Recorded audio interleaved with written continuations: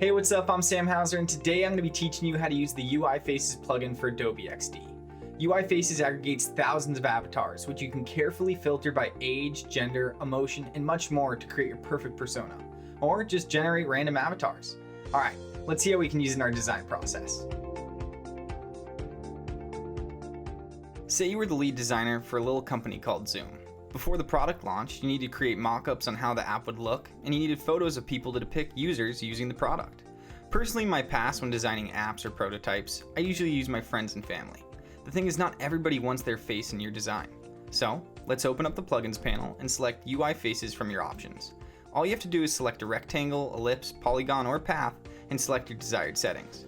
You now have the option to choose which site you'd like your photos to come from, the age, gender, emotion, and hair color of the models, as well as the advanced options to order filtered results by popularity, apply avatar only to selected shape instance and repeat grid, and convert colored avatars to grayscale. You can either select the photos and click apply, or choose the apply randomly button, which automatically inserts random pics into your design. Usually if I'm trying to get these photos into my design, I have to exit XD, search the web for one of those sites, and then download and import. That's why UI Faces is a great plugin to speed up your design process. I'm Sam Hauser, and I hope that helped.